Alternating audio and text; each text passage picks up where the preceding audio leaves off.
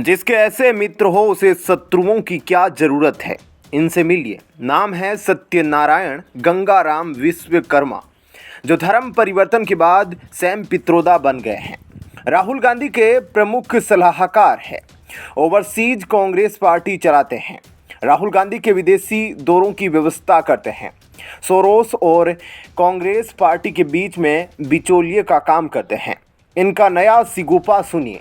कहते हैं कि जिस तरह अमेरिका में विरासत में मिली संपत्ति पर 55% का टैक्स लगता है, वहीं भारत में भी लगाना चाहिए। माने अगर किसी को पैतृक संपत्ति में 10 लाख रुपए मिले हैं तो उसमें से 5.5 लाख रुपए सरकार का हो जाएगा और शेष 4.5 लाख रुपए ही वारिस को मिलता है।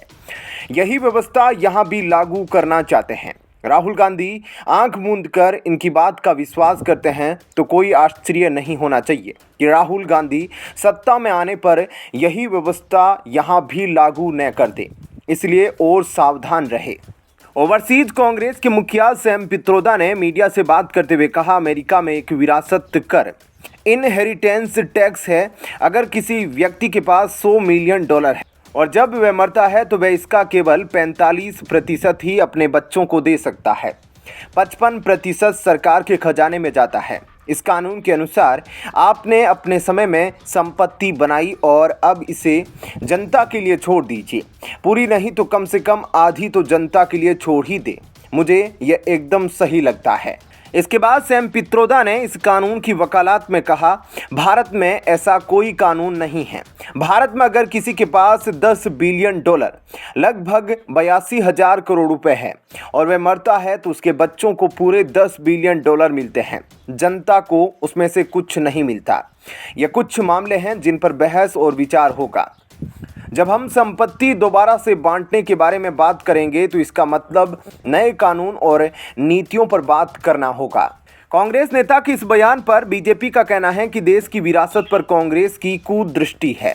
बीजेपी नेता ने शक जताया है कि सैम पित्रोदा का बयान कहीं भविष्य में हार्ड करेंसी के बेस को ध्वस्त करने का बड़े राजनीतिक षड्यंत्र का हिस्सा तो नहीं है।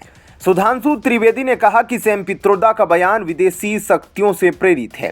विदेश का जो उदाहरण उन्होंने दिया है उसमें 45% तक टैक्स लगता है। दुनिया एक साथ आगे बढ़ रही है।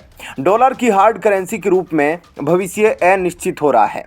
उन्होंने कई बार रेट ऑफ इंटरेस्ट बढ़ाए हैं, इसके बाद भी कम नहीं हो रहा है। विश्व भविष्य में हार्ड करेंसी के रूप में गोल्ड की तरफ आगे बढ़ रहा है। बीजेपी नेता ने कहा, हर साल 7,000 टन सोना भारत में खरीदा जाता है। गरीब से गरीब व्यक्ति भी अपने पास सोना रखना चाहता है। क्या आप उस बचत के ऊपर 45% टैक्स लगाना चाहते हैं जो उदाहरण सैम पित्रोदा ने दिया है? इसका मतलब यह हुआ कि भविष्य में विश्व में जो हार्ड करेंसी हो सकता है उसका बेस भारत में हो सकता है। उस बेस को ध्वस्त करने का बड़े राजनीतिक षड्यंत्र का हिस्सा तो नहीं है।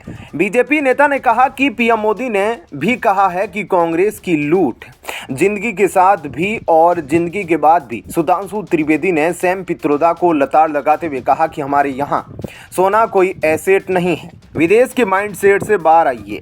उन्होंने कहा कि सनातनी पूजा में सोना रखता है। शादी विवाह में गरीब से गरीब आदमी हाथ में सोना देता है। जिसके प्राण निकल रहे होते हैं उसके मुंह में भी सोने का टुकड़ा रखा जाता है।